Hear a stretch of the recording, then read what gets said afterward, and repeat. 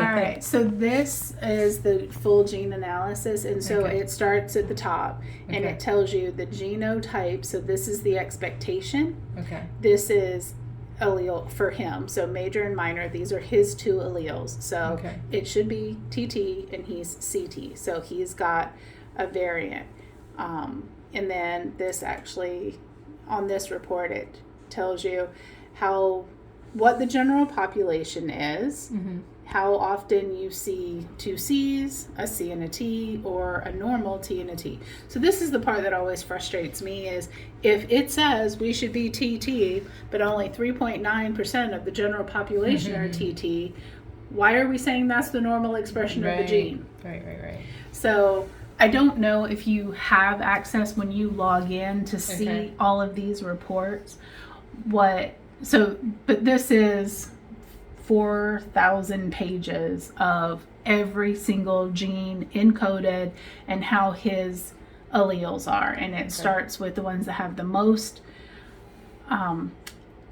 not quite rightness down to the ones that are coding properly. How about MTHFR? A lot of people ask about that. Sure. So this is my favorite view because it's 1,000-foot view, and it has all of the different ones in an easy to view, and it takes it a minute to load.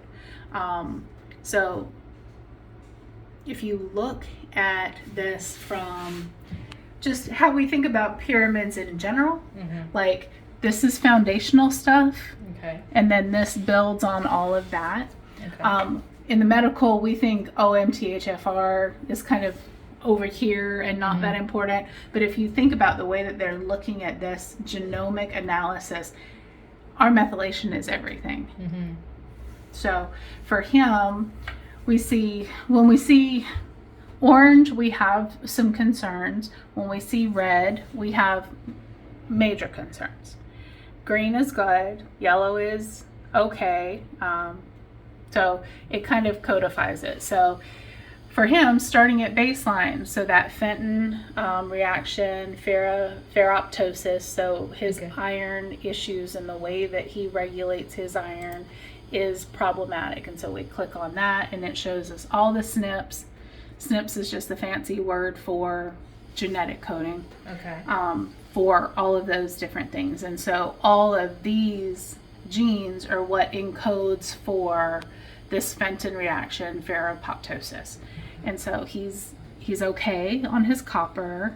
The ceruloplasmin, he's got one variant. The actual iron transporters, which is a different part of the process altogether, he's good. The SOD1, he's good. Beta carotene, he's got a couple of things there. His iron absorption is more problematic. Hydrogen peroxide, and how he's got issues across a few areas. So that's really what this is showing us. So that's this one. It tells me. Is that bad? No, it's not bad. No. It's just like how we need to take supplements. Josh is telling us what supplements to take. These little boxes here is your questionnaire that you filled out. So if some of the things showed up abnormal in your questionnaire, it's telling me how your questionnaires tie into each of these sections. So the ferropoietin portion, you had a couple more of the things that you noticed, and that tied in. Iron transportation. So this is all of that work that you did on your end is what's showing up here. So each one of these boxes is a cluster of his genetic coding. So the mast cell and EMF sensitivity is huge for him. So he definitely has more issues with his RAS system, which is our renin-angiotensin. So potentially, as he gets to be an older adult, he could really struggle with some hypertension issues. ACE, angiotensin, renin, ACE. IL-6. So all of those are living here in that RAS system. So we know that there's some genetic variability in there. And then you definitely had some things that showed up on his questionnaire. And then this is just telling us that we've got another explanation available to us. And sometimes they take a long time to load because there's a lot. There's got to be so much data on that, whatever server they're using. To me, it blows my mind that they only charge what they charge for this thing. Yeah. Because when you go into, I'm just going to pop away for a minute, the pathway maps. So let's go to that Fenton reaction one.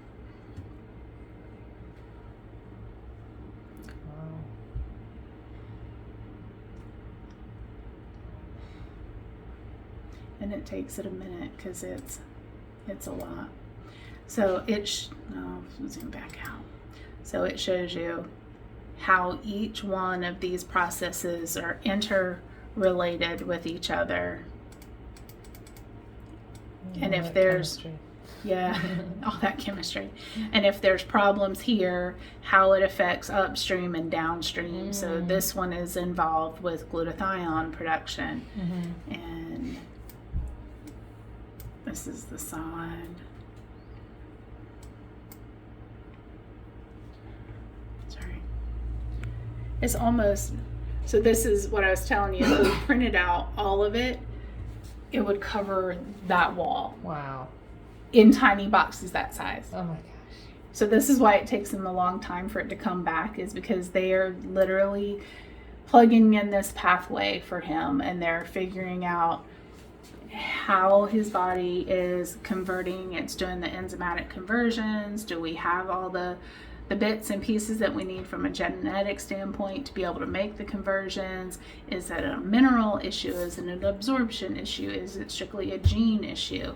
So this test is where some genetic test, they'll just come back and they'll give you that first map that just shows you the C's and the T's, and that's all the information you get. This company takes that one step further to where they're like, okay, and this is how this works, and then this is how this interacts with this, and this encodes to this vitamin, and here's how you fix it. Wow. Which is what I love about this company, is it gets to that, like, how do you deal with the genetic hand that you've been given? Because we can't change maybe expression a little bit, but yeah. I don't know. I believe we can change the expression a little bit, but if things are turned on that shouldn't be turned on, and things have been turned off that shouldn't have been turned off, I do think that some of that is healable. Yeah. But some of our genes are our genes. Right.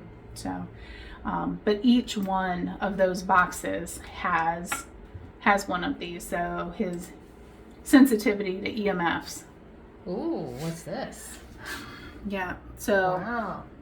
Wow. These are all of the different riboflavin enzymes that are involved, thiamine enzymes. He has one that has a little bit of struggle, but I don't see any reds here. IL-6, histamine, so I'll get to the histamine report, but he struggles when it comes to histamine. And you didn't need me to tell you that, but genetically, he struggles when it comes to histamine. It's so interesting. His school kept saying, hey, he's still sick. I'm like, no, he has allergies. I did the LLP, lavender, peppermint. I said, honey, is it just me, or did his cough just completely stop? You know, I mean, in capsules. Yeah. In Allerzyme. Do you want to go sit up front? Okay. You can sit on the green couch if you'd like. I know. It's kind of boring stuff. So definitely when it comes to EMFs and how our body responds, he definitely struggles with some electromagnetic fields, and that is because he's got struggles with IL-6, and he's got struggles with the different enzymes that help with that histamine response. Okay. So again, knowing what you know, taking that knowledge to the next level, like, oh, hey, we struggle with DAO and our histamine response. What do we have in our arsenal to treat that? And you just said, these are our things. Go back. It'll be interesting to just take this and look back at his Zyto scans or Visor scans too. And it's like, oh, that's why he kept showing up for that, Yeah. The mysteries. Let's see. There was one when I was running through mast cell and histamine. So orange is not so good. Well, that's the. Let me pull it closer. So those are homocysteine, stress, aldosterone. So those are the inputs. And then these are actually the enzymes out here. So the little ovals are your enzymes. And so homocysteine regulators, he's actually MTHFR C77T is showing. So he does have the MTHFR gene variation, but just the one allele of the MTHFR C6 717. Okay.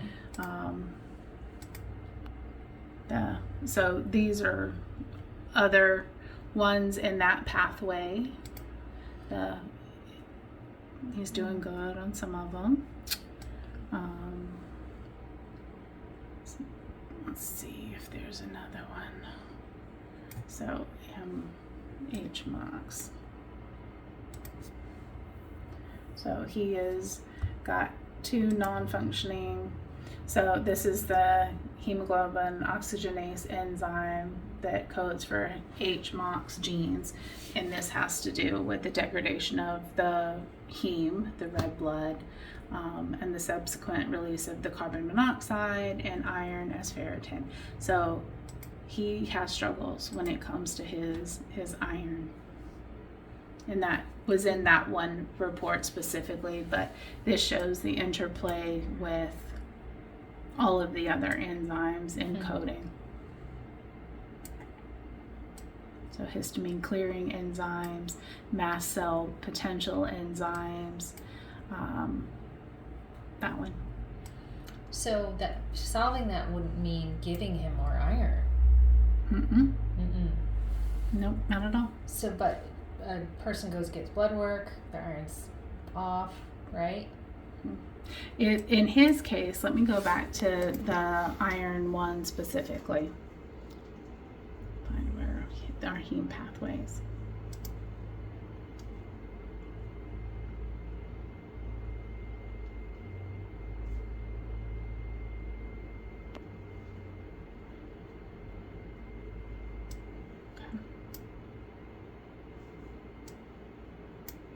You gotta find the beginning. So that one that we looked at a second ago on the other one, this is that one. Okay. And this shows all the things that code into it and then go out from it.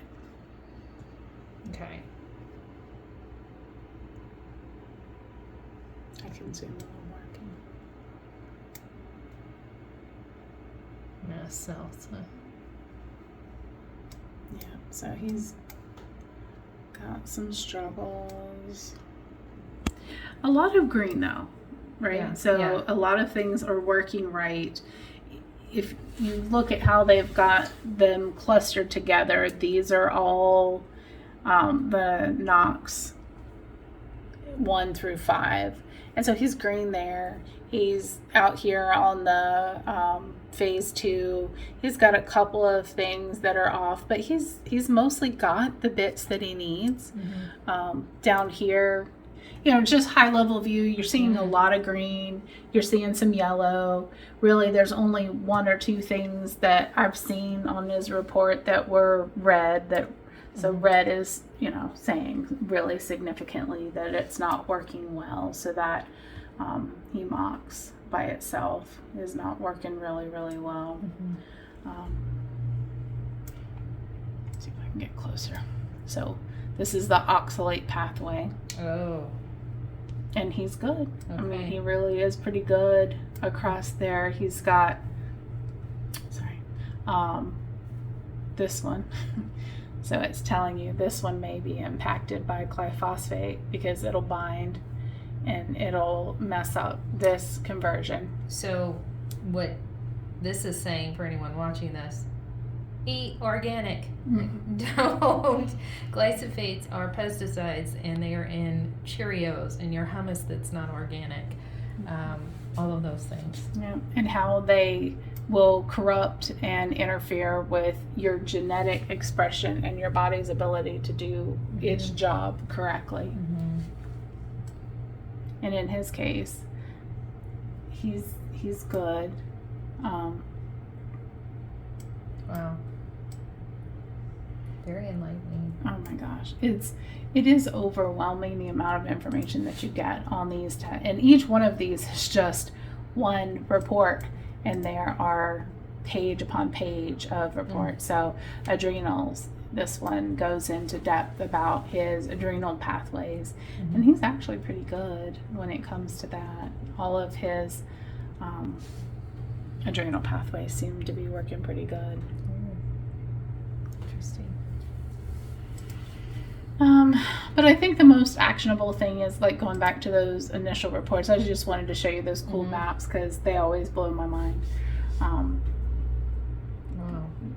So there are 14 total reports in the main section, and then in the executive reports there's the 2 other reports that I sent you. So you should have access to all of these things. Okay. And the report, when you log in, you should be able to see it from the client version, and I'll pull that up and show you what that looks like when it...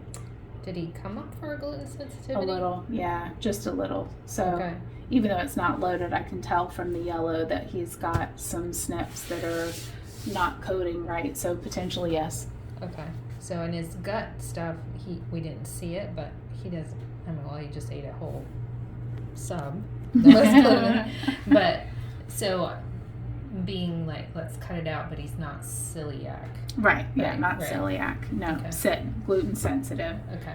And even this is saying potential because this is the genetic coding for how our body responds to those things. But just because we're coded doesn't mean we're expressing. Right. Same thing with dairy. Yeah. Same Thing with dairy. So eventually that one will load and it'll look like this. And so it'll have the explanation of the gene that it's looking at. It's telling you what it means, what a mutation would look like. And then it's giving you the actual gene names that are being investigated. And this is his matrix. So he has a GA on this coding, and so do 41.7% of the other population. So that's why I always think these are kind of cool reports to look at, because you're like, oh my gosh, I'm so sick, there's so much wrong with me. And then you look, it's like, oh, 70% of the world has this.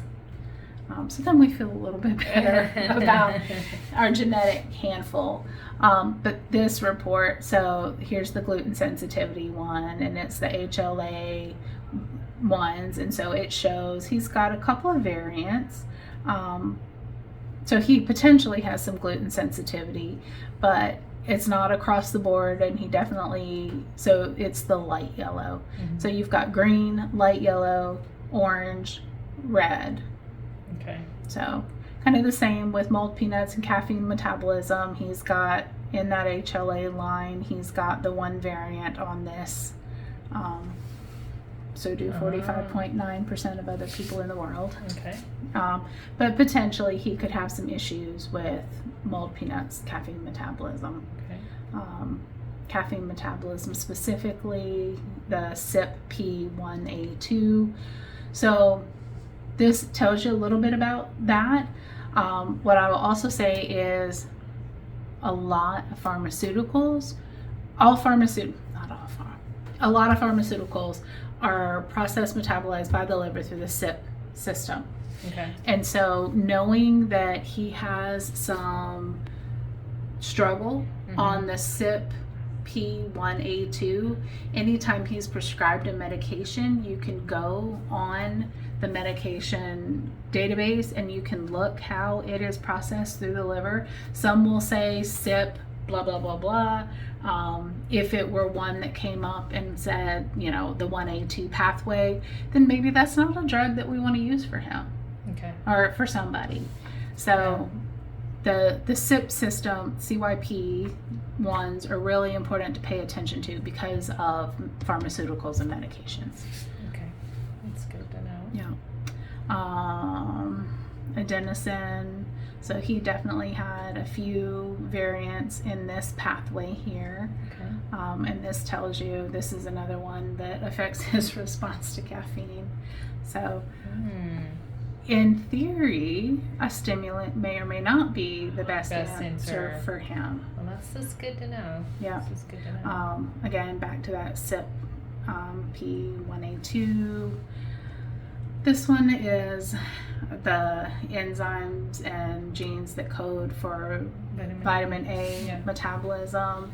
And he's got a little bit of struggles there. That pops open and it'll go back to that Fenton reaction pathway that we looked at earlier. This one's copper, and then the DAO, which is histamine. So he's got some things going on there. What they'll tell you in some of these reports is view informational snips, and so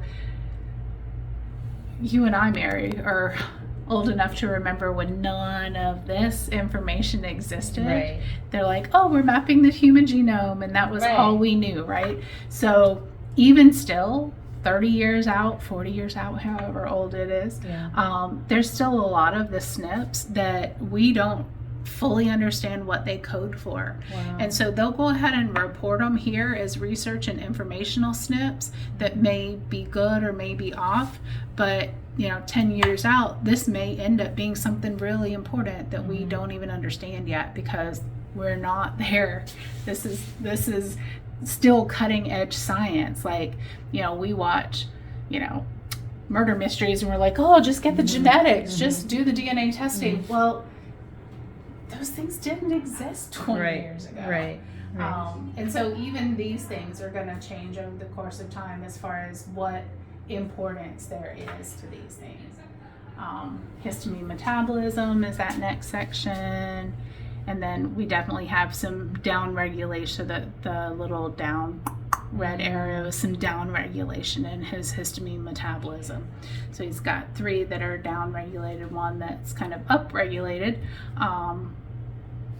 So he balances. MAO A. This is your mitochondrial enzyme with oxidative amines such as dopamine. So this is his neurotransmitter stuff. So definitely some variants going on there. And some orange. Okay, so it goes yellow, orange, red. Okay. Yeah, yellow, orange, red. So could that even play into the ADHD? Yeah. So it kind of tells you variants in this gene will actually preserve serotonin, which is a good thing.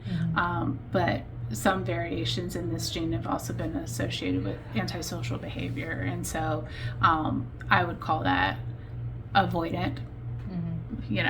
Some of this language is still old. Like we've not updated to more politically correct and appropriate. So not antisocial, it's more avoidant behavior.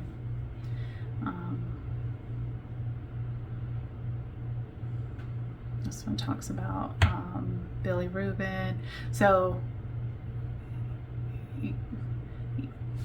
they spent 8 weeks building all these reports for you. You could spend 8 weeks just deep diving each section and trying to understand it. And I don't know that that's completely necessary to take that deep of a dive as a parent. Right. Because I was going to say that's more bandwidth. I just really want to. Well, and that's why I was looking at the results, right? Okay, what are you telling me he needs? Yes. What are we already taking that has that in it? And do I need all of these things too, right? So that you had milk thistle. I kind of understand why, better of these things and stuff too. Yeah, and some of them, I mean, he's great on some of them. Like, he's completely coding normally on a great many of these things. Mm-hmm.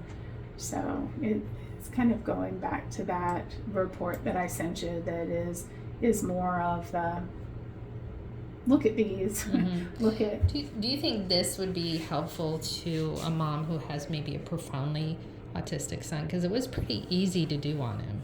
Yeah, I think that it would be beneficial even for someone who doesn't have autism. I think for us to understand how our body manages histamine and why we have struggles that we have, and even that RAS system that I showed you for him, how important that is for people later developing high blood pressure and cholesterol issues. And so it would be beneficial for everybody. And it is easy to collect. It really is just like a plain Q-tip that comes with the kit that you just swab the internal cheeks and send the spit in and wait 6 to 8 weeks and get the results back.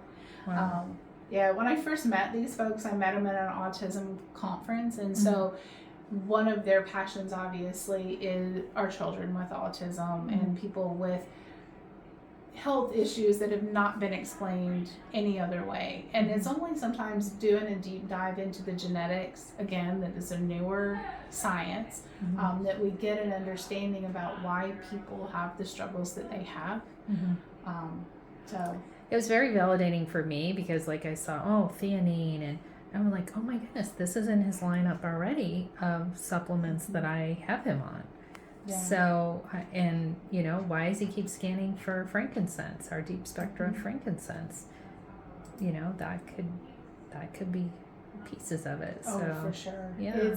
It's so, I think validating is the right word as a mom, and intuitively, you pray, you think about your kids, and you just have this knowing in your knower, like this is what we need to do. I don't necessarily understand why, but we're going to do this. And then to get a report like this and say, oh my gosh, this validates that I'm in tune with my child, Yeah, well, yeah, I am blessed to have more knowledge probably than a lot of moms do, and tools and all those things, but it was really good. So recently priced.